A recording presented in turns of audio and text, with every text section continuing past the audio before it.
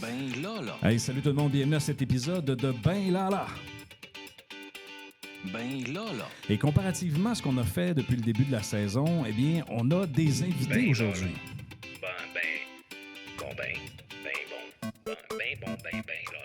Oui, des invités parce que, dans le fond, ce qu'on fait, c'est que souvent, on a une table ronde avec nos collaborateurs, Marc Privé, P.O. Doucet, Sylvain Carbonneau, et des fois, on a des invités, en fait, des gens qu'on a en entrevue, comme Luc Dupont, lorsqu'on a fait l'épisode sur le Super Bowl et, je dirais, les 20 dernières années du marketing qui a été diffusé la semaine dernière. Mais là, cette fois-ci, Marc a ses grandes habitudes.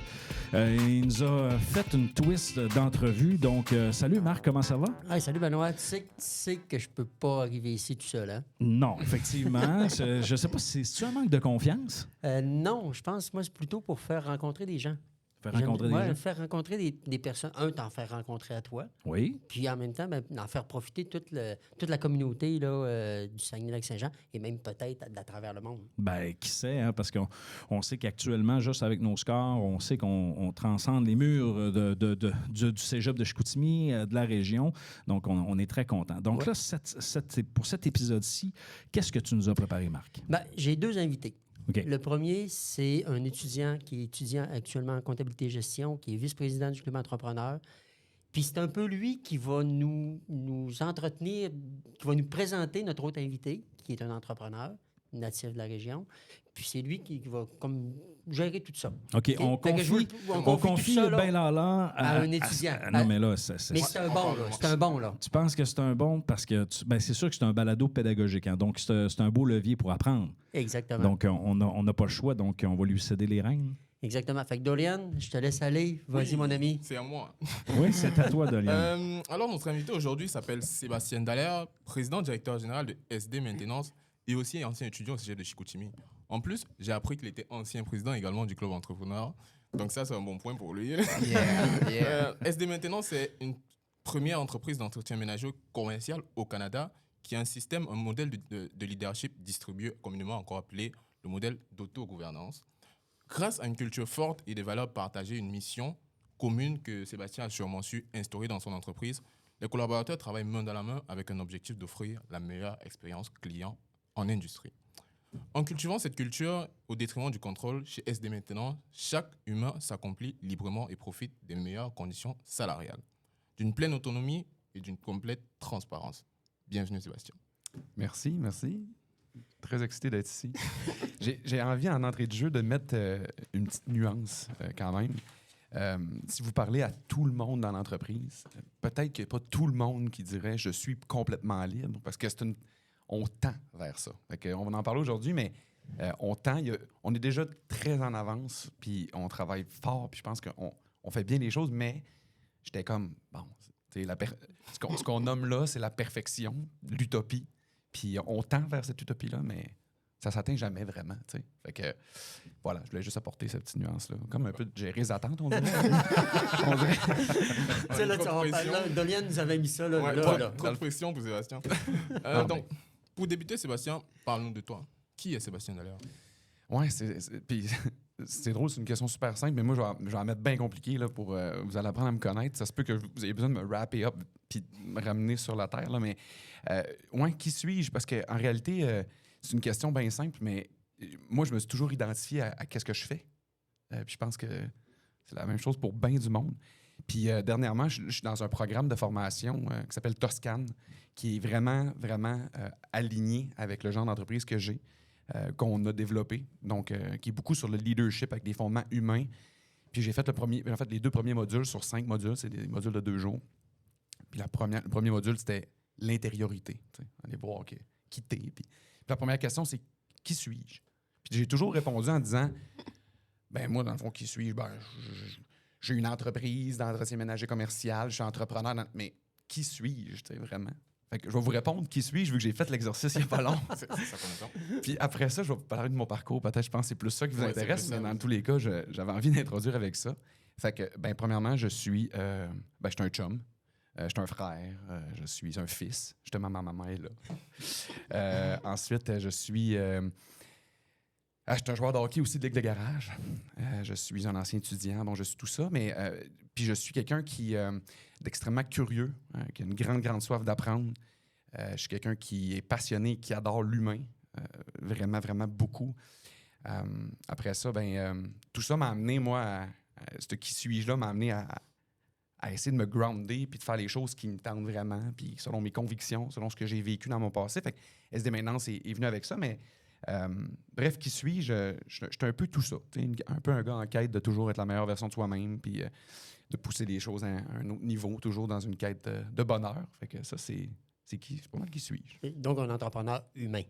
Oui, on va dire ça. Ouais. OK. Un humain entrepreneur qui adore les humains puis qui sent beaucoup par rapport à tout ça. Oui, absolument. On va passer un petit coucou quand même à la maman de Sébastien qui est là. Mais Sébastien, ce que je voulais savoir, c'est vraiment sur le plan académique. Oui. Qui est Sébastien Dallaire? Si aujourd'hui, il y a des gens qui nous regardent qui veulent être des futurs Sébastien Dallaire, qui est Sébastien Dallaire sur le plan académique? Bon, académique, puis tu me permets, après, je peux parler de mon histoire vite après ça. Bon, mais tout ça a commencé...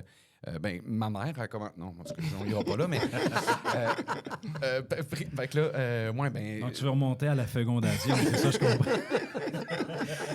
je voulais juste être sûr, là, tu sais. On est quand même le 14 février, là. Ah ouais, quand même.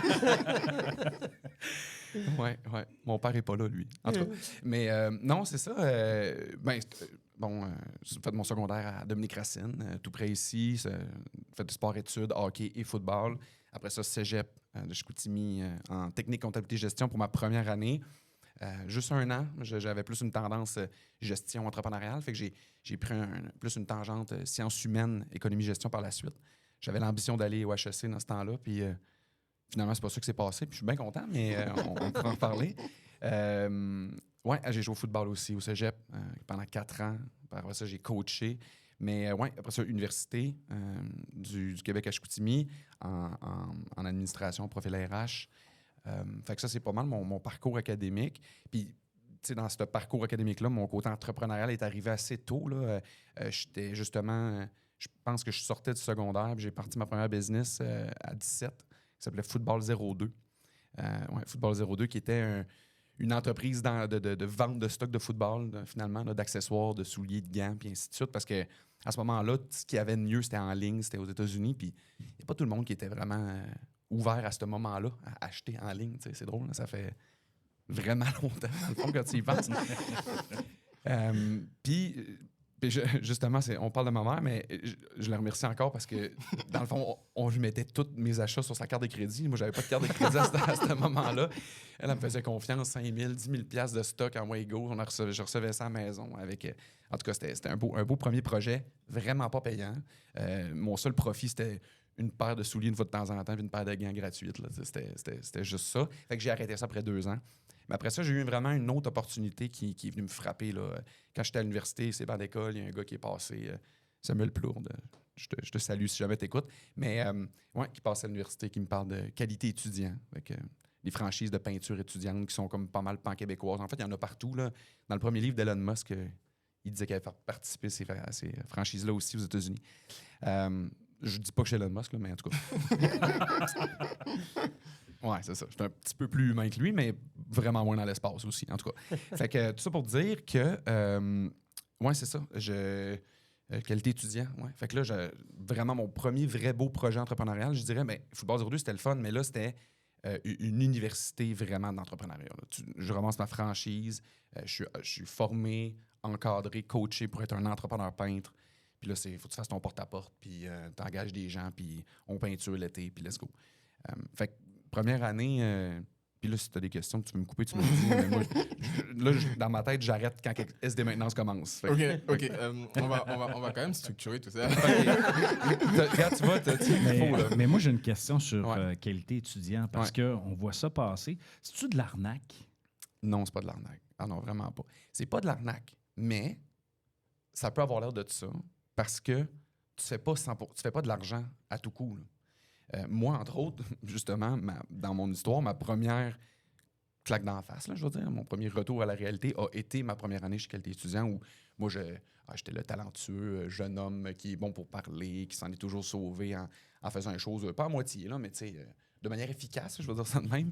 Puis Ben, j'ai perdu 5-6 000 $ première année. J'ai fini 36e sur 37 au Québec comme franchisé de peinture.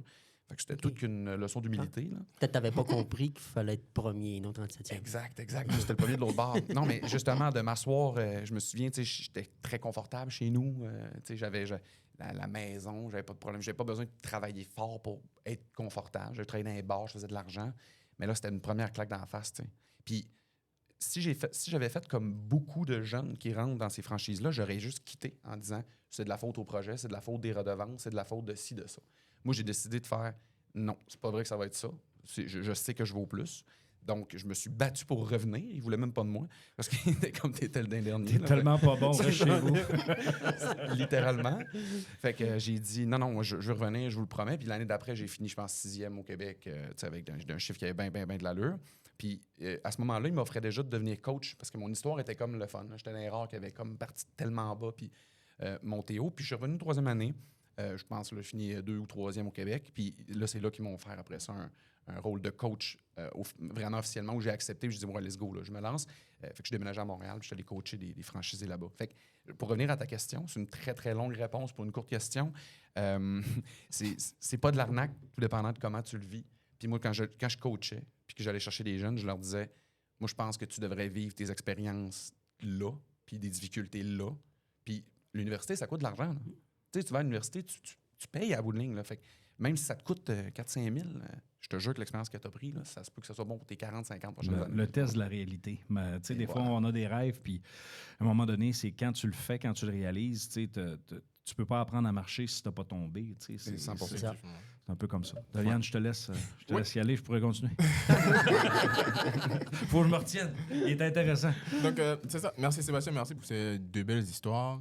Football 02 et ton activité de franchise. Mais là, maintenant, ce qu'on veut vraiment savoir, c'est SD Maintenance. Mm-hmm. Mais avant tout ça, avant de nous parler d'SD Maintenance, moi, j'ai toujours aimé savoir comment l'idée vient. Mm-hmm. Comment est-ce qu'un entrepreneur trouve l'idée? D'où vient la lumière? Tantôt, tu parlais d'Elon Musk. Là. Ouais. C'est quoi? Comment ça s'est passé pour toi?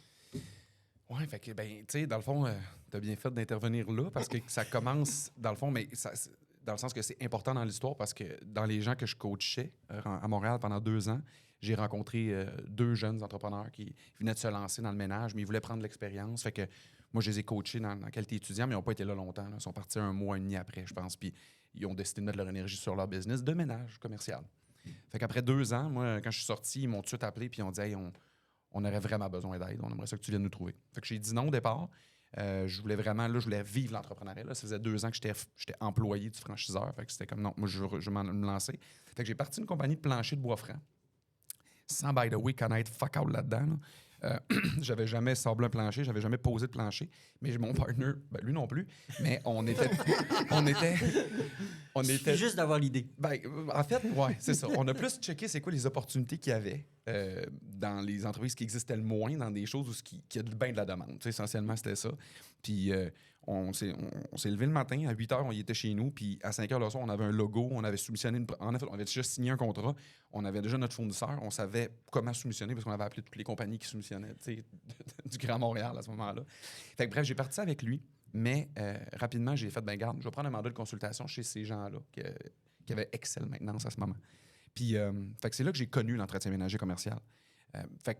Puis après ça, l'idée de dire, OK, je vais partir SD, c'est que dans le fond, moi, je arrive là-bas, je vois des opportunités dans le domaine de l'entretien extraordinaires. Puis les 2 principales, c'était les humains. Honnêtement, moi, j'arrivais de coacher. Puis coacher, là, des franchisés, qui payent des redevances aux franchiseurs. Là. C'est le contraire d'être payé. Là. On s'entend. Il faut que tu travailles, puis ils nous payent, nous. Là. Fait que pour que je puisse réussir à te motiver, à t'accompagner, à t'aider, je peux pas prendre un stamp de boss.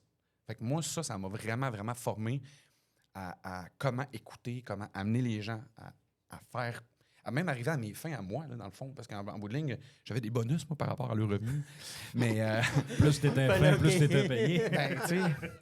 Fait que j'arrive dans le ménage, puis je vois que le monde sont traités comme des numéros, puis c'est comme si ça fait pas, tu sacs ton camp, puis là, c'est comme... Puis le taux de roulement immense, puis... Fait que moi, j'ai dit, OK, wow, ça, c'est une maudite belle opportunité. Puis l'autre opportunité, c'était que là, j'arrivais dans un monde où on passait à -30 en janvier, cogné aux portes pour dire « Salut, on va faire ta peinture de ta maison. OK, t'es qui, toi? Ben, c'est ça, là. Écoute, moi, je viens d'apprendre à faire de la peinture. En fait, même pas. La première année, j'avais même pas encore tenu un pinceau, puis je vendais de la peinture. En tout cas. Fait que, Tu n'étais pas pratiqué un petit peu chez vous? oui, dans ma chambre. Oui, OK. j'avais fait ma chambre. Oui, c'est vrai. Mais, fait que, tu sais, c'est ça. Tout ça pour dire que c'est une machine à vente, là, dans laquelle t'es étudiant. Fait que j'étais pas pérodé. Fait que je signais tout ce que j'allais soumissionner avec eux autres. Fait que j'ai dit, bon, ben, on a 2 belles opportunités.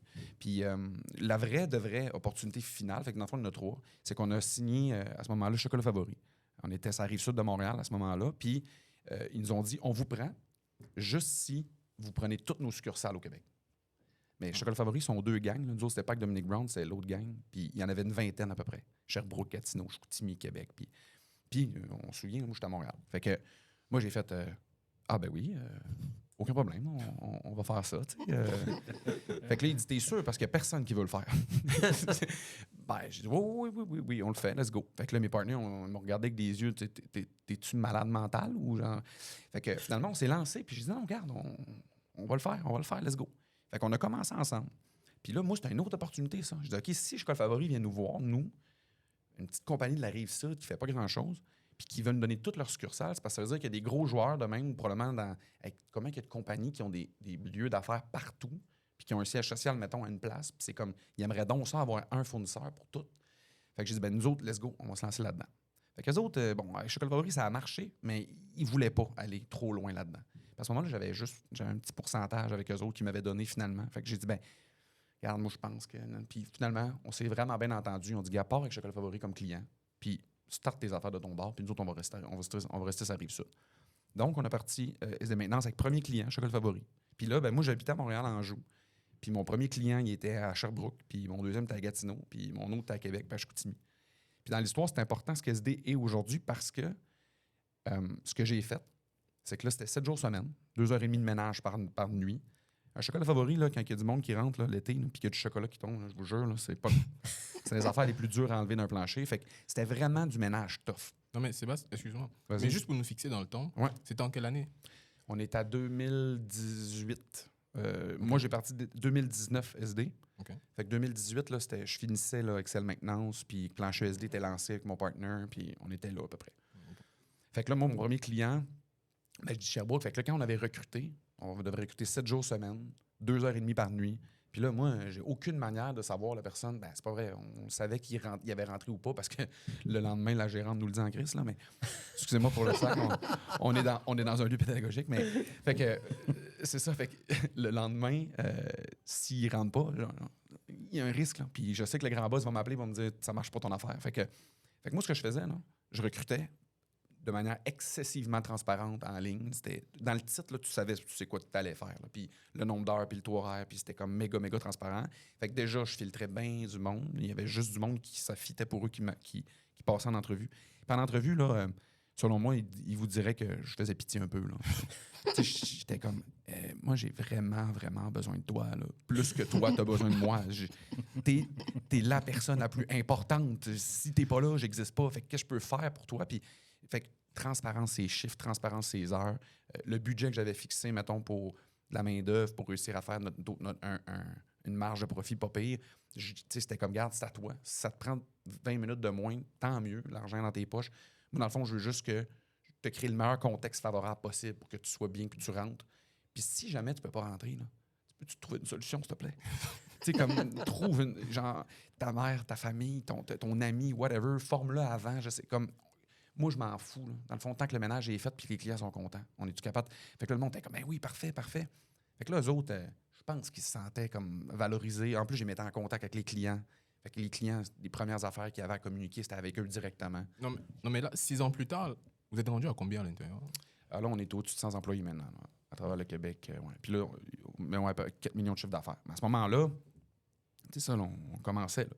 Mais l'idée de l'autogouvernance puis de l'entreprise libérée vient de là, dans le sens que en traitant d'égal à égal ce monde-là, il offrait une qualité incroyable. Puis j'avais pas de taux de roulement. Je pense qu'en 2 ans avec Chocolat Favori, je compte sur les doigts d'une main le nombre de passages manqués, 7 jours semaine. Puis là, à ce moment-là, on était rendu avec 8-9 succursales, là, un peu partout. Là. Fait que tu sais, ça, moi, ça a fait... OK, dans le fond, Mais là, on peut faire confiance au monde. il y a juste une question qui vient comme... Ben oui, go. En plus, tu m'as chippé une de mes questions qui était comme d'où vient l'idée de la gouvernance, mais ça, on va en parler plus tard. Mais ce que je voulais vraiment savoir, c'est vraiment un point épineux pour la plupart des entrepreneurs. Beaucoup de personnes n'aiment pas en parler, c'est le côté financier. Mhm. Est-ce que toi, aujourd'hui, tu pourrais nous dire, Sébastien, votre chiffre d'affaires? Ben oui, 4 millions. 4 millions cette année. Ah ouais, Non, moi, je peux te parler. Écoute, la transparence, puis on en parle des valeurs, c'est la priorité. Dans un modèle comme la nôtre, si les gens n'ont pas, si toute mon équipe, si tous les collaborateurs n'ont pas l'information, comment qu'on fait pour créer un lien de confiance? Là? Parce que si je garde l'information, c'est que je garde du pouvoir.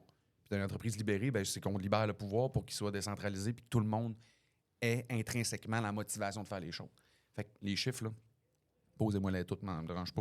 C'est bien, justement, parce que je vous dis. après ça, j'allais te demander c'était quoi vos valeurs dans le fond, dans l'entreprise et tout ça. Donc, Ouais. vu que tu étais en train de commencer là-dessus, c'était quoi vos valeurs? C'est quoi les valeurs que tu mets en avant dans ta boîte? Ouais. Fait que là, ben, maintenant, parce que depuis ce moment-là, on a évolué énormément. Parce que juste peut-être avant d'aller dans les valeurs, si tu me permets, Bien sûr.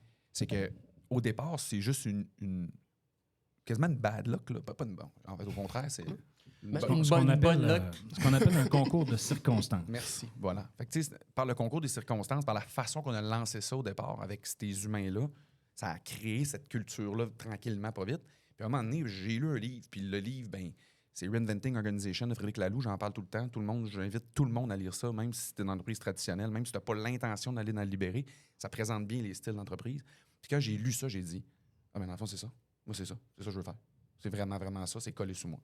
Fait que de là, entre autres, là, on a commencé à avoir des idées de procédures, de processus, puis comment être cohérent pour que ça transcende, puis que ça puisse vraiment, je dis scalable en anglais, encore une fois, j'ai pas le terme en français, mais que ça puisse se dupliquer, là, que ça puisse agrandir. Puis... Fait que à partir de là, j'ai vraiment eu conscience de ces mots-là, de ces termes-là, cette façon de faire-là. Puis, par la suite, nos valeurs ils ont évolué aussi. Là, on a changé notre mission depuis 2019. Notre mission, notre vision, nos valeurs sont mis en question aux 3, 4, 5 mois. On change une affaire.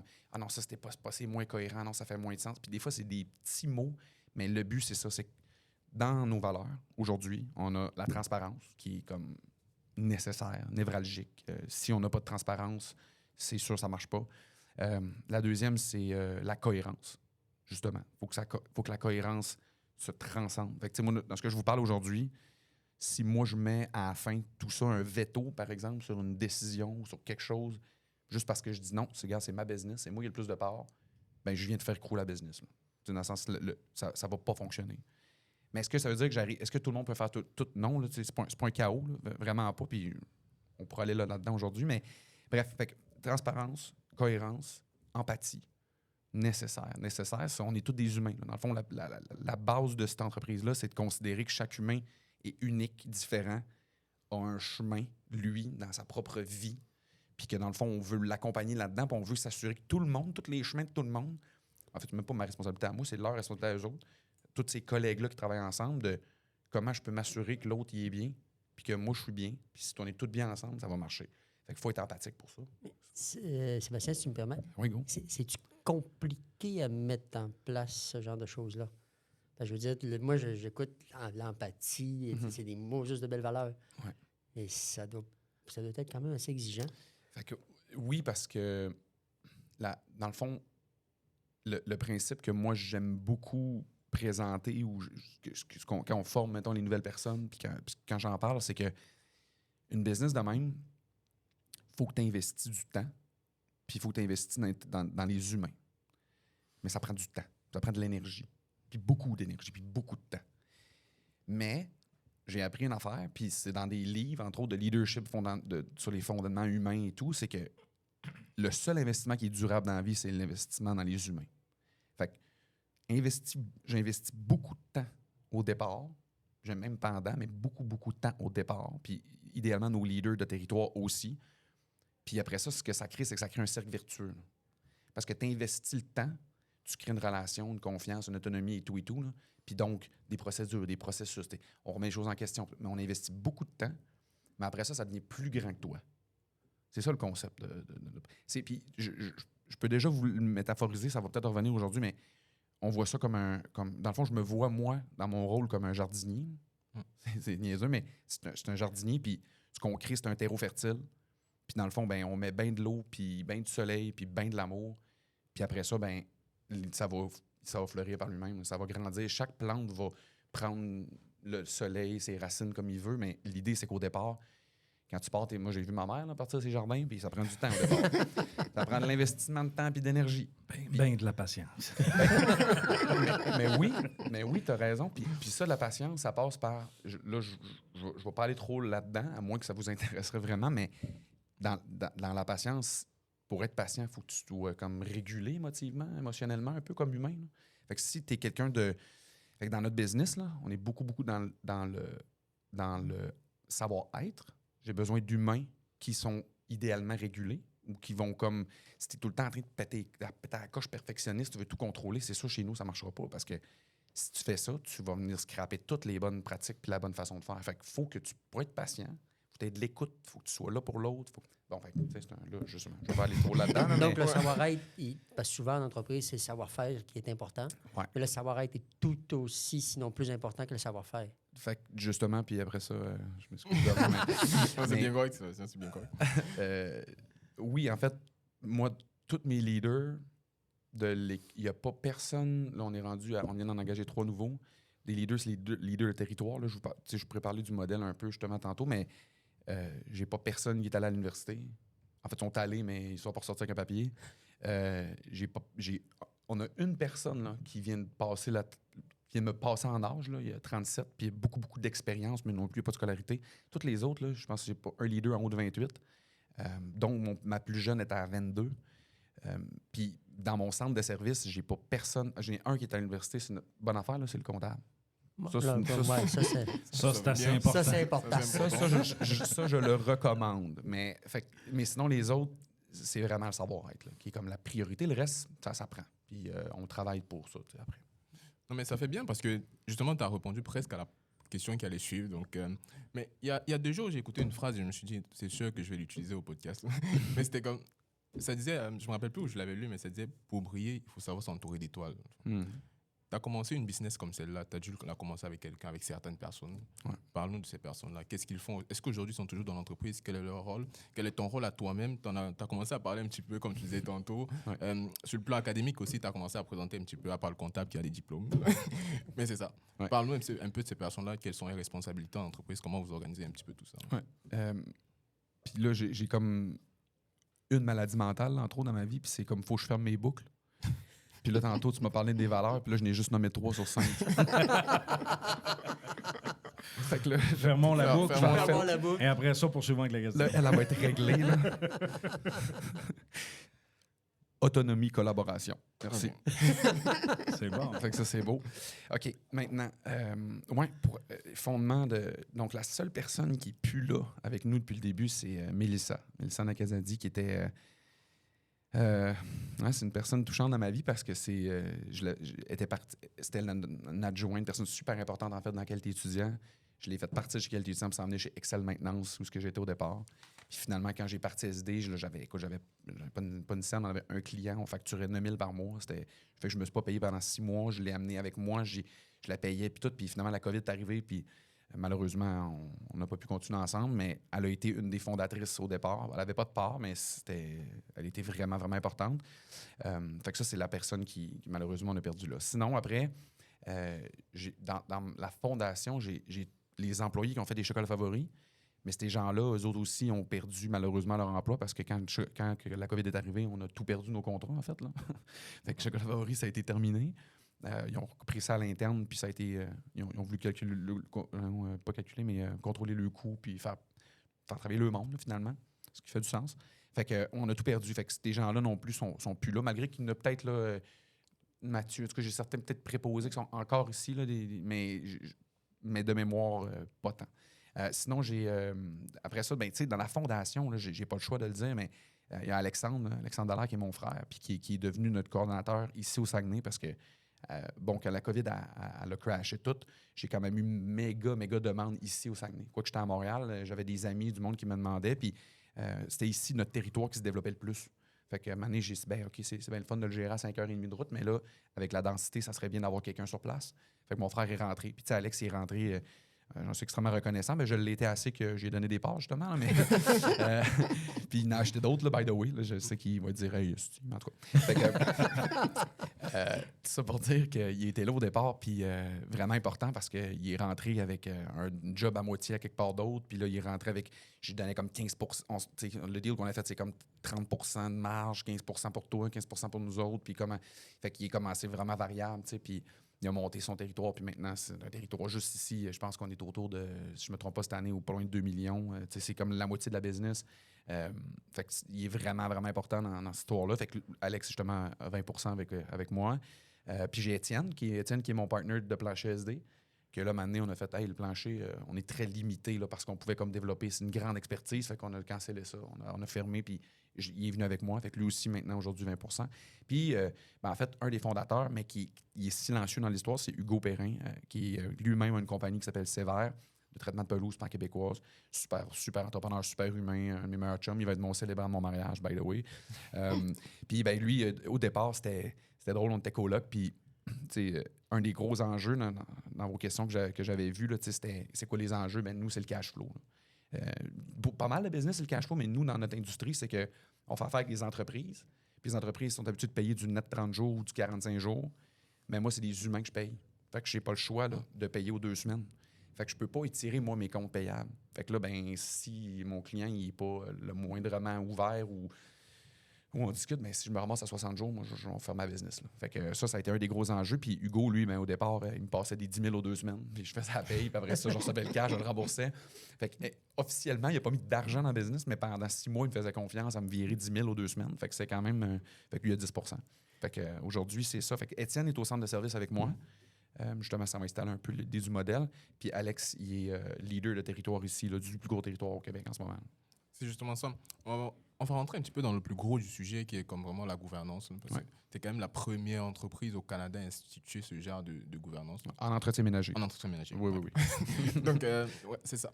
Comment ça se passe? C'est quoi une gouvernance libérée, comme tu l'as tantôt, distribuée ou autogouvernance? C'est quoi? Parle-nous un petit peu de ça. OK, fait que, bon, la première chose, tu sais, je vais parler beaucoup en clé de succès, là, tu sais, ou qu'est-ce qui fait que ça fonctionne bien. Ben, la première affaire, c'est que je vous en parle un peu depuis le début, transparence, tout, mais il faut que chaque personne dans l'organisation comprenne tout.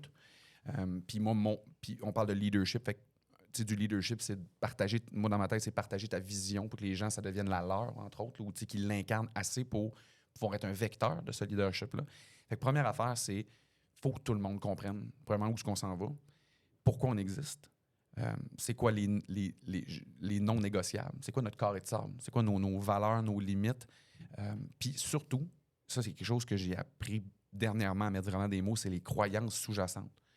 Ça, les croyances sous-jacentes, on en parle un peu moins. Moi, je n'avais pas vraiment entendu parler avant des derniers mois, dernières années, vraiment à mettre le point dessus.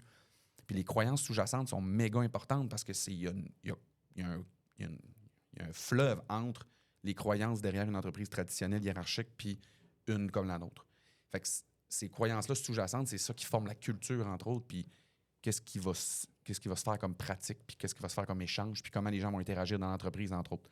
Donc, première affaire, il faut que tout le monde soit aligné là-dessus. Ça, c'est vraiment important. Avec mes leaders, là, que je parlais d'investissement de temps, ça, c'est l'eau que je mets, puis c'est le soleil qu'on ajoute, puis on s'assure là, que tout le monde soit qui incarne. Mon objectif, c'est qu'après eux autres, ils peuvent être sur le territoire avec leur monde puis qu'ils soient des vecteurs de tout ça. Deuxième chose, c'est que moi, mon but, mon rôle dans la gouvernance, c'est de créer le meilleur contexte possible pour que ces gens-là puissent évoluer dans les territoires de manière sécuritaire. Puis quand je dis sécuritaire, là, c'est qu'ils peuvent faire des erreurs, ils peuvent se planter, ils peuvent essayer des affaires, ils peuvent être eux-mêmes. Ils peuvent modeler tout ça là, à leur sauce. Fait que chaque leader, techniquement, va un peu leader d'une façon différente parce qu'on est tous des humains différents. Par contre, il y a des non négociables. Puis là, ben, si on parle de procédures pour nos systèmes, des processus, des choses comme ça qu'on n'a pas le choix de respecter. Des conformités aussi. Là, au Québec, on est réglementé, ça a l'air un peu. Fait que, Il paraît. Ouais, fait que c'est ça. donc, il y a ça. Ensuite, donc là, on parle de ça. Puis une des grosses clés, entre autres, là, c'est l'enveloppe budgétaire. Fait que là, quand on parle de gouvernance, c'est super important parce que une des choses qui a de la misère des fois à coller dans des entreprises comme la nôtre, c'est le niveau financier de la chose, là, de la rémunération. Il y a des gens qui critiquent un peu le modèle en disant c'est bien beau, là, on donne la liberté, de l'autonomie, on donne la responsabilisation, mais l'argent ne suit pas. La rémunération ne suit pas. Fait que finalement, c'est le boss qui se libère, puis c'est tout le monde qui a la pression. Fait que là, nous autres, ce qu'on a fait pour ça, tantôt j'ai parlé, le 30 qu'on split en deux, 15-15, 15 au territoire, 15 au centre de service. Là, c'est une formule différente. C'est une formule qui calcule en fonction de ta marge brute, de ton territoire, puis de tes revenus. Puis ça, ça rentre dans un fichier, puis ça calcule c'est quoi qui reste en bas de la ligne. Puis ce qui reste en bas de la ligne, c'est ton enveloppe budgétaire comme leader, puis tu fais ce que tu veux avec ça. Ça fait partie de ton salaire, il faut qu'il rentre là-dedans. Puis après ça aussi, comment tu distribues le reste des ressources, ça t'appartient. On accompagne énormément pour les aider là-dedans, mais essentiellement, ils vont décider est-ce qu'ils engagent quelqu'un pour prendre d'autres responsabilités, un coordonnateur adjoint, est-ce qu'ils veulent quelqu'un qui va s'occuper des équipements. Ça, c'est eux autres qui vont décider. Les territoires, c'est cool parce qu'on voit les territoires évoluer de manière différente. Il y en a qui vont avoir une équipe de 3, puis il y en a d'autres, eux autres, ils vont décider de diviser l'argent en 10 personnes. Parce que tout le monde qui lève la main dit moi, j'en veux un peu plus, moi, j'en veux un peu plus, je vais faire plus d'affaires. Mais c'est cool parce que finalement, tout le monde devient un peu des leaders. Là. Plus t'en as, moi, dans ma tête à moi, dans notre utopie, plus il y en a distribué, mieux c'est. Ça dépend encore des leaders. Fait que eux autres, chaque territoire, avec cet argent-là, va décider qu'est-ce qu'ils font avec ça. Puis eux autres, après ça, ils vont vraiment rouler, faire le développement des affaires, rouler les opérations, accompagner leur monde. Parce que tantôt, j'ai parlé de nous créer un contexte. Fait que moi, créer un contexte favorable, en réalité, c'est nous, au centre de service, on crée le meilleur contexte possible, fait que technologique, procédural, processus, puis on essaie d'aider plus pour le développement humain de ces leaders-là, entre autres, mais de tout le reste. Puis eux, les leaders, ils développent le meilleur contexte possible pour leurs humains, eux autres, qui sont sur le terrain. Parce que c'est eux autres la base, finalement. C'est ce qui fait que chaque territoire peut être développé un peu différemment, tout dépendant de l'approche de ton leader sur le terrain. 100%. 100%. Puis en fonction de ça, de ton marché, en fonction de ta compétition, en fonction de ta situation démographique, en fonction de tous les facteurs qui arrivent, on n'est pas en train d'imposer à dire non, c'est de même, ça marche. On a des non négociables, je l'ai dit, mais il y a une grande. Le carré de sable, il est très grand, puis il évolue vraiment en fonction. Juste carré de sable, je pourrais commencer à parler plus de jardin, mais le jardin, parce que c'est. Oui, parce que les plantes poussent moins bien dans le sable. Un peu, oui. Puis plus de mauvaises herbes. Ouais, c'est ça, c'est ce que j'allais dire. Moi, j'avais vraiment une autre question, Sébastien. Yes. Justement, j'ai compris que c'était un petit peu très décentralisé, le modèle d'affaires. Oui. Mais est-ce qu'il n'y a pas au moins une affaire dans l'entreprise que tu as comme décidé de centraliser pour faciliter le truc, peut-être le marketing, le service client ou quoi que ce soit? Oui, vraiment. Ben oui, parce que le centre de service, justement, quand on parle de contexte favorable pour les territoires, ben on essaye, en fait, surtout en les écoutant puis en étant là pour eux, on essaye de ramener le plus de trucs qui n'apportent pas de valeur pour eux dans le territoire. On parle beaucoup de ça, d'apport de valeur, d'efficacité, de 80-20, ces choses-là. Ben, on ramène tout ce qui va être une perte de temps, finalement, qui va faire qu'ils vont pouvoir s'occuper, de démarcher et de développer leur territoire, mais de prendre soin de leurs humains, puis après ça, d'être là pour le monde, s'assurer que les clients sont bien, d'être médiateurs dans toute cette affaire-là. Fait que nous, mettons, un de nos clés de succès aussi pour les humains sur le terrain, c'est d'avoir un processus d'onboarding qui est très, très solide, avec un processus d'intégration vraiment complet. Là, fait que chaque humain qui rentre chez nous, ils suivent une formation en ligne d'au moins 1h10 avec tout ce que je vous parle, là, rappé en 5 vidéos de 10 minutes, que c'est moi qui jase de ça. Puis après ça, on a des formations techniques, aussi comment les standards d'entretien et tout. Fait que quand les leaders arrivent avec les humains qui viennent d'engager, après ça, eux autres, ils font leur processus d'intégration à eux. Qu'est-ce qui sont importants pour eux? Leur non négociable, leur vision, leur ci, leur ça, pour s'aligner entre eux autres. Mais ça, c'est une des choses que nous, on garde de notre bord. Entre autres, on va aussi les aider sur le recrutement. Avec tout le pré-traitement, la publication des offres d'emploi, on a quelqu'un à l'interne, Samuel, qui fait un super travail, qui est ici aujourd'hui aussi, merci, qui accompagne. Donc, marketing, tu as donné un très bon exemple. Marketing, j'ai Étienne, c'est un de ses chapeaux au centre de service de créer tout ce qui est stratégie marketing pan-québécoise, on va dire ça de même, puis en soutien aussi au territoire pour tout ce qui est local. Fait que ça, on a ça. Fait que on a beaucoup d'initiatives, la comptabilité, les comptes à recevoir. Il y a bien des affaires qu'on va continuer à qu'on prenne de notre côté parce que une des choses bien importantes pour moi, ça n'a pas rapport avec l'entreprise libérée, mais pour moi puis pour nous, c'est que tout ce qui s'automatise, qui se numérise, qui peut s'optimiser, au centre de service, nous autres, on travaille fort là-dessus. Là. On travaille depuis le début. Ça fait 3 ans qu'on investit tous les mois avec une firme en TI. C'est comme si on avait un département TI à l'interne parce qu'on veut justement que le monde travaille où il apporte de la valeur. Puis où il n'y a pas de la valeur, c'est en travaillant avec le monde. C'est pas en faisant de la paperasse. Et voilà. Fait que nous autres, à 4 millions de chiffre d'affaires, je suis bien fier de dire ça, mais à 4 millions de chiffre d'affaires, au 100 employés, merci, on a un technicien comptable / directeur financier / directeur admin qui fait 30 heures semaine et est en plein université là, pour gérer 4 millions de chiffre d'affaires au-dessus de 100 employés. Puis normalement, une business du double de moins, ils ont 3 personnes temps plein qui fait ça. Là. Mais ça, c'est parce qu'on a ce souci-là de rendre le plus lean, puis le plus optimal, puis ainsi de suite. Honnêtement, c'est un modèle très, très intéressant parce que là, directement, on comprend un petit peu que la réduction de coûts et tout ça, c'est vraiment formidable pour ce modèle-là. Mais il y avait quand même une question qui revenait. Supposons qu'aujourd'hui, il y a quelqu'un ici qui veut se lancer dans ce modèle-là, qui veut faire désormais une entreprise comme libérée, on va dire. Ce serait quoi pour toi, c'est quoi le plus gros défi au quotidien? C'est vrai qu'on tend un petit peu vers la fin, mais Non, mais ce serait quoi les plus gros défis au quotidien? C'est quoi que tu rencontres comme défi chaque jour? Fait que le plus gros défi, c'est que autant que c'est un modèle puis c'est une façon de faire qui est extrêmement solide, c'est aussi extrêmement fragile.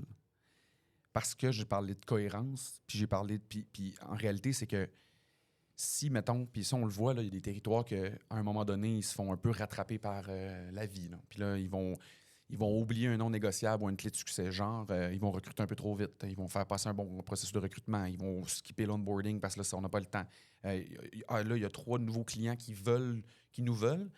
Mais une de nos grosses clés, là, puis je vais répondre à ta question, promis, mais une de nos grosses clés, c'est qu'on veut choisir nos clients. On ne peut pas tout prendre parce que si on prend tout, on tombe dans le trouble. Puis là, quand on tombe dans le trouble, c'est que tout va trop vite. Puis là, on tombe dans un cercle vicieux. Là, on tombe dans le réactif. Puis là, quand on tombe dans le réactif, c'est là que la merde pogne le fan, mais en tout cas. Puis, fait que ça va pas bien à ce moment-là. Donc, c'est pour ça que je dis que c'est fragile, parce que si on ne suit pas les clés de succès, fait qu'on ne prend pas de temps d'investir avec les humains, si on prend des raccourcis parce qu'on n'est pas une entreprise de contrôle, bien, on va être plus fragile qu'une entreprise qui a du contrôle. Parce qu'elle va avoir plein de procédures, puis elle va avoir du monde qui check, puis ils sautent une tête, c'est pas grave, parce que c'est drôle, c'est parce que c'est des ressources, fait qu'ils gèrent leurs ressources. Nous, c'est pas des ressources, c'est des humains. Fait que là, on fait confiance à nos humains. Pas la première heure qui travaille chez nous, pas la première semaine non plus. On a des procédures puis des non négociables, mais reste que ça fait qu'on est plus fragile si le monde ne respecte pas nos clés de succès. Fait qu'il faut un équilibre dans tout ça. T'sais, le jardin, là, c'est un peu comme... Je reviens au jardin. C'est que si tu agrandis trop vite ton jardin puis que tu fais rien que te concentrer à agrandir ton jardin, mais ton jardin, ils vont manquer d'amour là, dans ton jardin. Puis ben, tu vas être obligé d'arrêter de le grandir, de le rapetisser peut-être, d'enlever des affaires. Puis là, finalement, ça devient super cyclique. Là, tu vas perdre le contrôle. Ouais. Tu parles un petit peu dans ce que tu viens de dire, là, de ta concurrence, des gens. Bon, vous n'êtes pas tout seul dans le secteur. Ouais. Où tu te positionnes, où SD maintenant se positionne face à ces autres joueurs-là? Ouais. Juste par mon souci de la boucle, je veux juste m'assurer avec Dorian que j'ai répondu à ta question un peu. Oui, c'est correct. C'est correct, Sébastien, c'est correct. Fait que le gros défi, c'est la cohérence, investir le temps comme il faut au départ. Puis si t'as pas... Fait que juste pour terminer comme il faut, là, si c'est pas fait du fond du cœur, ce modèle-là, puis que c'est fait par but de profit ou de but de croissance, puis que dans le fond, l'humain, finalement, c'est un beau modèle. Parce que, by the way, c'est extrêmement puissant. Là. Ce que j'ai dit, c'est que ça vient plus grand que toi. Fait que ça va plus vite. Ça a des meilleures marges. Il y a moins de taux de roulement. Comme toutes les KPI sont meilleurs que ce qu'on a comme compétition. Mais si tu fais ça pour ça, ça ne marchera pas. Fait que ça, c'est une autre réponse. C'est clair. OK. Maintenant, je peux répondre à ta question. Fait que où est-ce qu'on se positionne? T'sais, on se positionne, premièrement, pas dans les moins chers. Vraiment pas. Même qu'on est souvent dans les plus chers. Parce que ça, c'est cool. C'est quelque chose que je trouve vraiment le fun. Justement, j'étais en train de former 3 nouveaux territoires. Là. Estrie, Mauricie, Rive-Nord de Montréal. C'est pour ça que je suis à Chicoutimi, entre autres. Là. Ils sont descendus avec moi, puis je leur ai montré ce qui se passait ici. Puis, tu sais, ce qu'on dit, c'est t'es même pas un vendeur. T'es même pas un... C'est pas ça ton rôle. Ton rôle, là, c'est de t'assurer que tu vas avoir assez de ressources, assez d'argent, assez d'espace pour offrir un bon contexte favorable pour ton technicien de terrain. Fait que si t'es pas capable d'offrir un bon contexte, c'est là que le cercle vicieux va partir puis que la merde va pogner le fan. Fait que pour ça, il faut que le client qui est devant nous, il comprend notre réalité, puis que quand on va soumissionner, il comprenne l'équation de si j'ai un bon contexte favorable, donc en termes d'heures, en termes de marge, en termes d'espace, en termes d'heures de travail, en termes de tout ça, là, puis qu'on est en partenariat, bien, pas mon employé, mon collègue, là, lui, il va être heureux, il va avoir plus de chances de s'épanouir, ça va être tenté de faire une belle job, puis toi, tu vas être content comme client. Fait que s'il comprend cette loupe-là, il y a grandes chances que ce soit un client le fun avec nous autres. Mais sinon, Si c'est juste, non, t'es un fournisseur, puis moi, je m'en fous, il faut que ça soit parfait, regarde, je veux juste pas jamais vous entendre, nanana. Ben là, c'est parce que, dans le fond, on n'a pas le bon positionnement. Là. Fait que, on va se ramasser à tomber dans le réactif. L'employé n'aimera pas le client n'aimera pas l'employé. Là, on va avoir une rotation, taux de roulement, puis là, cercle vicieux. Fait que ça, on l'a appris. Là, parce qu'au départ, on prenait tout. Mais là, aujourd'hui, je vous jure qu'on ne prend plus tout.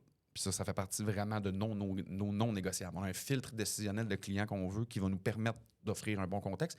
Parce que le leader, lui, son rôle, c'est de s'assurer que son monde s'épanouisse.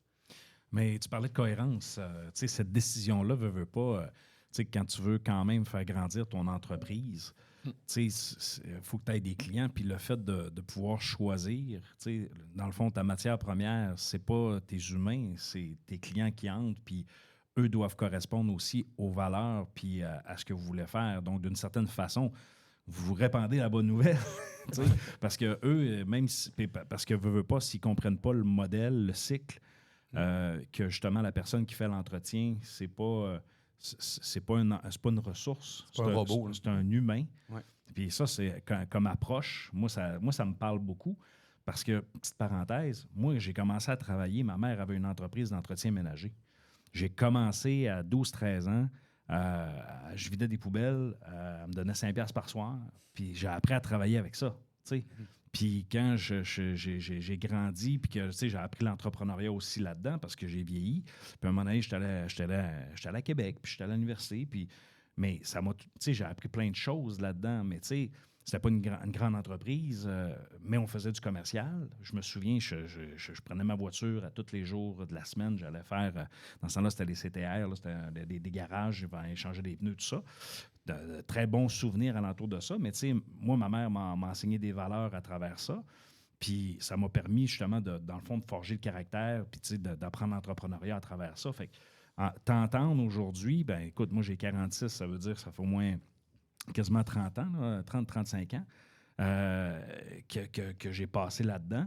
Puis t'entendre avec ton modèle, je trouve ça vraiment fantastique. Tu sais, je tiens à te le dire, là, c'est de la musique à mes oreilles. C'est une approche qui est... Tu sais, c'est hors du commun, là. Puis il faut avoir de l'audace, puis faut pas juste dire on le fait, il faut le porter. Tu sais, tantôt, tu parlais que tu t'es planté à ta première année dans la peinture, mais tu sais, possiblement que si tu n'avais pas vécu ça, ben, tu sais, aussi dire on va aller dans un modèle comme ça, il faut le soutenir, il faut le porter, il faut... puis être dans le fond, être cohérent dans ça, c'est un défi aussi de tous les jours parce que peut-être que tu as le petit diable qui arrive à côté et qui te dit ça serait donc plus facile ou ça serait des fois peut-être plus facile parce que veut pas. T'sais, on est tous des humains. Ça peut nous arriver des fois d'être tenté vers le côté obscur de la direction, non? Puis ben, c'est tellement un bon point que tu amènes parce que le côté obscur, c'est collé avec la peur. Puis la peur t'amène au contrôle. Puis là, ben, pour avoir confiance, faut que tu laisses la peur de côté puis que tu fasses confiance. Fait que oui, le chasse-le naturel puis Rion Gallo, ça en a un autre des défis. Parce qu'on vit dans une société où c'est pas ça. C'est la hiérarchie. On a appris ça depuis qu'on est toujours. Là, je veux dire, nos institutions gouvernementales, c'est les affaires les plus hiérarchiques. Dans le fond, ce qui nous gouverne, je veux dire, tout est de même. Fait que là, on a le vent en face constamment quand on parle de ça. Là, je trouve qu'il y a de plus en plus une ouverture, il y a une écoute. On est comme, crime, des affaires qui sont cool. Mais moi, je veux vous jurer une affaire, là, c'est que au départ, là, j'avais l'air d'un extraterrestre. Là. Vraiment. Ben, écoute, puis je te confirme que tu as encore de l'air d'un... mais ma planète est cool, hein, j'avoue. Ma planète est vraiment cool. En tout cas, tu donnes le goût d'aller sur ta planète. Bon, tout à fait. Tant mieux. Mais merci pour les bons mots. Puis je pense, j'ai juste envie de ramener un truc important là-dedans, c'est que c'est collé à mon histoire. Dans le sens que j'ai vécu dans mon expérience de football, ce que j'ai ressenti comme feeling, moi, quand il y avait un boss qui me disait « Ferme ta gueule, fais ça, c'est moi le boss. » Mais moi, ça a tellement... Tabarnouche que ça venait me chercher. Fait que moi, c'était comme... Ça me créait j'étais le pire leader négatif à ce moment-là. Fait que moi, j'ai dit, c'est pas vrai que ça va être de même que je vais travailler avec mon monde. Là. On prend le temps. Là. Puis heureusement, la vie m'a doté d'une gueule qui a de l'allure, là, qui n'est pas de parler. Là. Fait que, là, mais après ça, c'est Puis là, c'est drôle, hein, parce que maintenant, aujourd'hui, ce que j'apprends, ce que j'étais en processus c'est de m'affirmer puis d'être encore plus en position d'écoute. Puis ça, là, c'est dans le leadership, c'est une autre affaire que je pousse un peu plus loin dans notre concept, puis dans ce que je fais avec Toscane, puis ce que je vois que ma coach, c'est la position base du leadership. Dans le fond, ce que je présente aujourd'hui, c'est on est en soutien aux gens. Et non, je suis en position de chaîne à essayer de te montrer quoi faire puis de te dire quoi faire. Non, c'est qu'on part avec l'idée que chaque personne a la solution en dedans de lui. Là. Puis moi, je vais être là pour m'assurer que tu vas trouver ta solution. Fait que ça, c'est un leadership complètement différent que ce qu'on a tendance à penser que c'est un leader. Et c'est un leadership qui est extrêmement difficile. Tu l'as dit tout à l'heure, des fois, on a tendance à vouloir contrôler. Oui, Mais exact. là, tu ne contrôles pas. Non, puis là, il faut que tu contrôles, c'est toi. Fait qu'il faut que tu fasses travailler sur toi. T'sais, nous autres, là, c'est un autre des affaires dans le leadership. On jase, puis là, on a du fun, là, puis j'espère que Dorian, en tout cas, je gêne pas, mais ce que j'allais dire... C'est correct. Non, c'est parce que je sens qu'il n'y a plus de questions. Fait que là, on peut pas arrêter ça même. Non, mais c'est parce que... Il y avait une dernière, mais... Ah, OK, ouais. Inquiète-toi pas, on va te tu vas avoir la chance. Ah ouais. Puis, tu sais, dans les affaires que j'apprends encore aujourd'hui puis que j'essaie d'inculquer chez nous, entre autres, c'est ce développement-là de nos leaders verticalement, ce qu'on appelle, versus horizontal. L'horizontal, c'est les connaissances, c'est les compétences, c'est les détails pour interagir, pour vivre, pour faire le travail. Mais le vertical, c'est l'humain, c'est toi. Fait que comment nos leaders peuvent changer de lunettes puis voir la vie différemment, c'est ça qui te permet d'avoir une façon de leader différemment puis d'aller vers l'écoute. Mais ça, fait que là, ça veut dire, tu te développes verticalement, ça veut dire, il faut que tu viennes en dedans de toi, il faut que tu viennes chercher ce qui se passe, comprendre ce que tu vis. Il faut que tu te régules. Quand tu es devant quelqu'un là, qui va pas bien ou qui est en panique ou genre un client qui est en tabarouette, ou ça va arriver, là. Mais là, c'est, OK, notre réflexe, ça serait de partir, ça contrôle, puis d'appeler tout le monde, puis « Hey, t'es un... » C'est ça, le réflexe qui va nous popper. Fait que là, c'est comme... Ça prend du respire un peu. Ça prend de la patience. Fait que ça prend du travail sur soi. Des fois, pour être un capable. deuxième respire. Oui. De la patience, on en a parlé tantôt.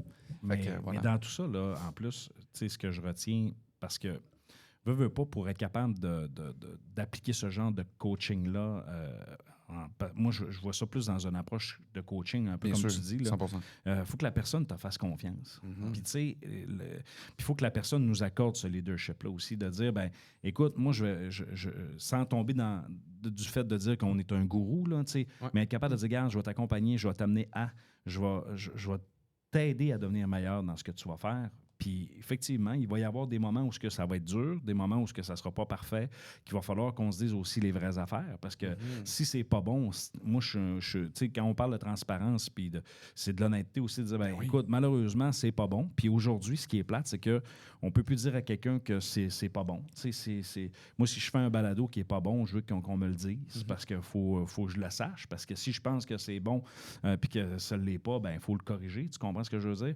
Ben, c'est la même chose. Il faut que tu sois capable de dire à la personne, non, malheureusement, c'était pas bon, mais voici comment est-ce qu'on pourrait faire en sorte que ça le devienne. Puis il faut que tu comprennes pourquoi ça n'a pas été bon. Mais malheureusement, c'est pas tout le monde qui vont prendre le temps de dire, ben regarde, voici pourquoi c'est pas bon, puis voici pas. Tu avais plusieurs mots-clés, excuse Marc de ça. Oui. Tu avais plusieurs mots-clés tantôt, les non négociables, les clés, succès. Les clés de succès. Fait il faut que la personne les maîtrise puis qu'il soit en mesure de comprendre aussi c'est quoi les enjeux qui y sont rattachés. Fait que, je te dis, c'est tout un défi, tout un balado. Il va falloir partager ça. C'est une bonne nouvelle. Vas-y, Marc. Oui, juste pour te dire, Benoît, pour ton balado, si tu continues à avoir des bons collaborateurs comme Théo, comme Sylvain, OK. comme moi, des invités comme Sébastien, Je vais revenir c'est quand sûr qu'il vous va voulez. toujours être bon. OK. Ouais, c'est ça.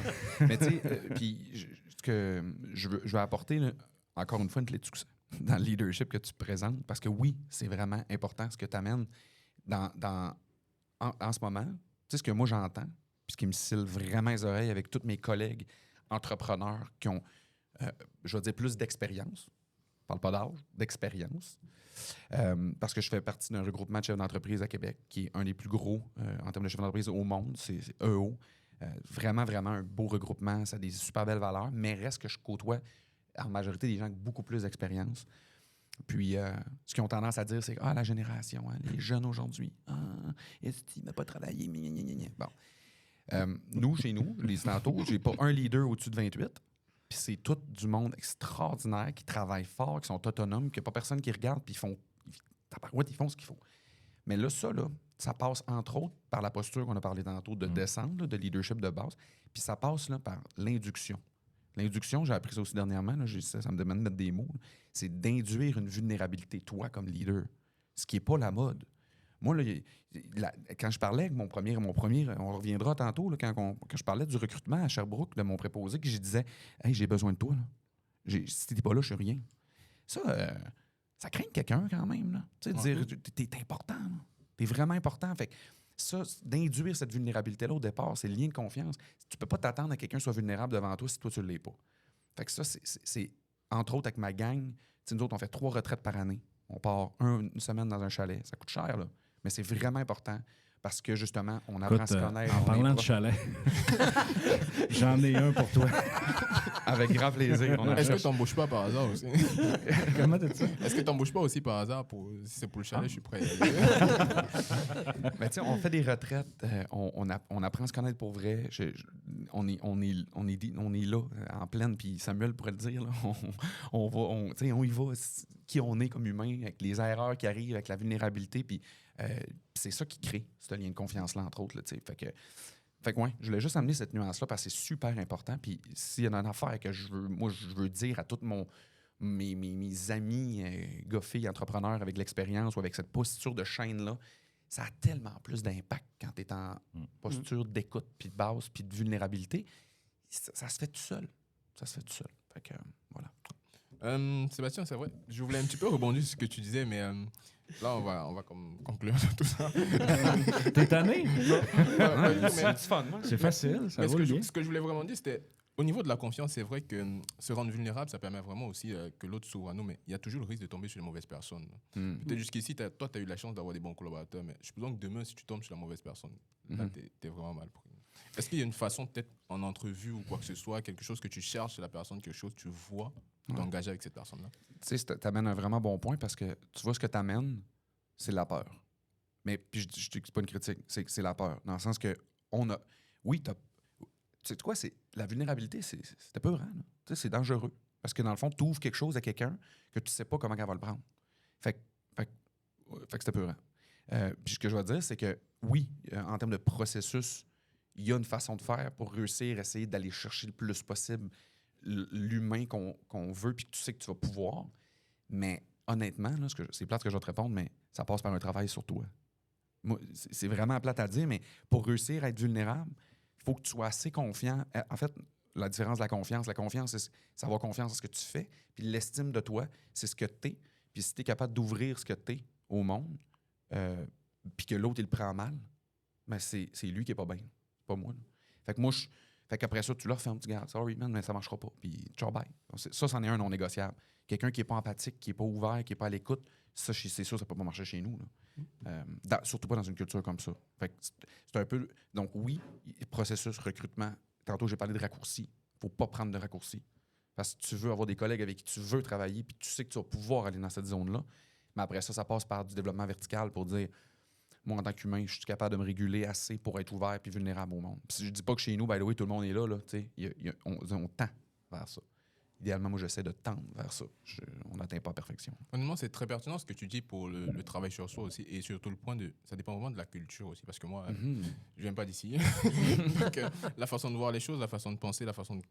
Sur le plan social, la façon de communiquer, de voir vraiment tout ça aussi. Je crois que ça a vraiment un impact. Donc, travailler sur soi aussi, c'est vrai que ça peut être très, très important là-dessus. Puis j'ai vraiment envie de rebondir sur un truc, Dorian, rapidement. Ce que tu viens de nommer, c'est super important. Tu as dit, c'est quelque chose dans le sens, si tu n'as pas l'espace où tu peux être vulnérable, c'est sûr que tu ne le seras pas. Fait que là, j'arrive, là, tiens, là, monsieur, madame, si tu es dans une entreprise traditionnelle, hiérarchique, où c'est pas, mettons, on cherche le coupable, on dit aux autres quoi faire, puis il faut que tu demandes l'autorisation. Cache-la ta vulnérabilité, c'est correct, parce que tu vas t'en faire snapper, c'est sûr. Fait qu'il faut que tu aies un espace sécuritaire. Fait que c'est ça que je veux t'amener comme notion, c'est qu'il faut qu'il y ait un vrai espace sécuritaire où tu peux être toi-même, faire des erreurs, puis que tu te le feras pas ramener dans la cravate en arrière. Là. Sinon, c'est impossible. Moi, j'ai beaucoup d'amis qui travaillent dans des grandes entreprises. Hein, puis là, c'est quoi ça fait? Ça se back par des courriels, puis là, ça se protège, puis là, c'est comme on dit pas ça. Puis là, c'est sûr que tu oublies ça. Là, je la ferme, mon armure, puis je veux rien savoir. Là. Pour ça, il faut que tu aies un espace sécuritaire. Fait que je veux juste amener ce point-là. Encore une fois, ça vient du leadership. Puis tu as raison, de la culture, puis des croyances sous-jacentes. C'est tout à fait target, ce que tu dis. Tu y vas-tu? Ouais. Vas-y. Honnêtement, Sébastien, c'est vraiment très édifiant tout ce que tu as dit aujourd'hui. J'étais là et je buvais tes paroles, parole après parole. Mais Merci. il y a toujours une question que j'aime poser à chaque fois, à la fin, à chaque leader. C'est quoi ta vision? Hormis ta vision, c'est quoi la façon dont tu vois croître ton entreprise d'ici quoi? À moyen terme, sur le long terme, c'est quoi que tu vois pour SD Maintenance? C'est excitant parce que j'ai une vision pour SD, là, pour le temps que je suis là. Puis je dis le temps que je suis là parce que je le sais pas. J'ai moi-même de grandes ambitions d'impact dans la vie. Là, fait que, puis je me questionne, est-ce que ça va être le véhicule pour moi pour toujours? Je le sais pas. Fait que mes portes sont toutes ouvertes. Je sais que j'ai... L'enseignement, ça t'intéresserait-tu? Oui, mais oui. Oui, je vais juste dire oui.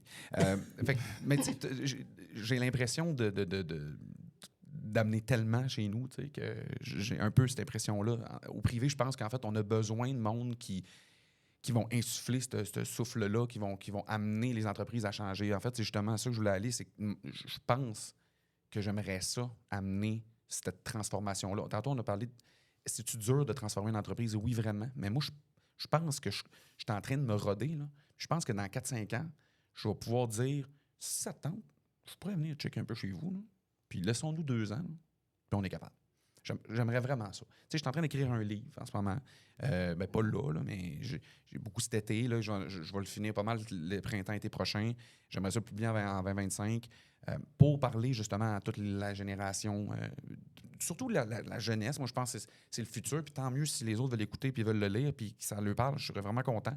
Mais j'aimerais ça parler à ce gang-là pour dire, gang, il y a une autre façon de gérer dans la vie que par le contrôle puis la peur. Fait que j'aimerais ça amener cette nouvelle affaire-là, de un et de deux avec la transformation organisationnelle. Mais si je reviens à SD, moi, là, mon intention là-dedans, c'est que je veux créer une organisation qui va transcender ma présence. Fait que si je suis plus là dans 5, dans 10 ans, ça va continuer.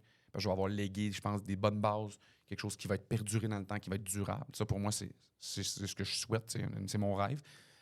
Puis sinon, du côté de la vision, dans le fond, ce qu'on fait, c'est qu'on va agrandir le jardin. Ouais. Fait qu'on va agrandir le jardin, puis on va continuer à semer des graines un peu partout, mettre de l'eau, mettre du soleil. Fait que ça veut dire que moi, la date, là, selon nos prévisions, nos cibles, ce qu'on pense, là, c'est qu'on commencerait à parler en anglais un peu là, dans comme 4 ans. 4-5 ans, on mettrait notre pied peut-être en Ontario, aux États-Unis. Puis tu sais quoi? On a parlé de ça cette semaine, on était comme, ouais, pourquoi pas l'Europe? Parce que l'Europe sont vraiment aussi, sont en avance un peu de ce côté-là. Toscane vient de là. Oui, là, vous me direz là, l'endroit, mais je parle de la formation Toscane, vient de l'Europe. Frédéric Laloux, ça vient de l'Europe. T'sais.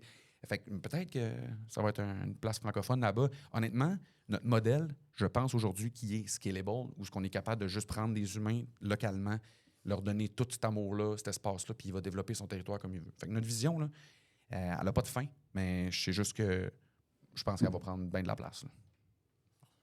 Doliane, t'avais-tu passé tes questions complètes? Yes! Ouais. On a passé tout ça. Moi, je peux-tu t'en poser une question? Oui, bien sûr. Premièrement, merci à Sébastien pour ce beau partage. C'était vraiment, vraiment sur la coche. Doliane, comment tu as trouvé ton expérience d'intervieweur? Honnêtement, on refait ça quand? C'est ça ma Oui, merci. remet ça Écoute, quand? je t'ouvre la porte. Tu peux venir quand tu veux. Je serai là. Oh, tu vas avoir une carte chouchou. Oui. Non, si tu nous prépares des sujets, si tu veux nous parler de trucs, écoute, le balado, ben là, est là pour ça. On a la chance d'avoir quand même un contenu, je pense, un bon niveau. Mais tu sais, c'est une belle opportunité, justement, puis on en parlait tantôt, hein, c'est le fait que tu sois là et qu'il y ait des étudiants qui, des fois, qui veulent venir. D'ailleurs, j'en profite, là, on vous prépare une chronique spéciale avec 2 étudiantes de comptabilité et gestion qui vont vous préparer quelque chose de vraiment intéressant. Donc, bref, j'en dis pas plus pour l'instant. Si tu me permets, moi, je tiens à dire que tu es de loin le meilleur intervieweur que j'ai eu en podcast. Oh, merci. C'est mon premier podcast, mais vraiment, là, tu étais vraiment solide. Là, Je vais pleurer, Sébastien. Mais t'as-tu remarqué, Doliane, ce qu'elle dit? C'était mon premier podcast. mais vraiment tu mets la barre haute. Ouais, Ça, c'est je te super, dis. ça. Marc, écoute, assez solide encore une fois. Moi, Sébastien, merci beaucoup. Je pense que... Tellement plaisir. Ça fait D'ailleurs, je tellement l'avais plaisir. dit un petit peu à Doliane avant l'entrevue. Je dis, regarde, n'aie pas peur avec Sébastien, il est généreux. Tu payes sur le piton, il parle. Ça, je confirme. Mais merci, vraiment, merci beaucoup. Avec grand plaisir. N'importe quand. J'espère que la caméra a fonctionné comme il faut. Alors, mes chers amis, je remercie Marc, Doliane et Sébastien. Merci pour ce bel entretien, ce beau partage. Je pense que ça va permettre aux gens de comprendre qu'est-ce que c'est le modèle que tu appliques. Puis c'est un sujet qu'on ne parle pas suffisamment. Puis, tu sais, c'est pas un modèle extraterrestre, au contraire, c'est quelque chose qui peut, qui peut prendre place, mais il faut y croire, il faut y adhérer, puis il faut comprendre aussi les défis qui sont alentour de ça. Ceux qui pourront le réécouter, en tout cas, avec le contenu qu'on a, vous pourrez vous en inspirer. Sinon, écoutez, SD Maintenance, contactez Sébastien, je suis sûr qu'il va avoir... qui va vouloir vous répondre sans aucun problème. 100%. Alors, mes chers amis, il ne me reste qu'à vous dire ciao, ciao!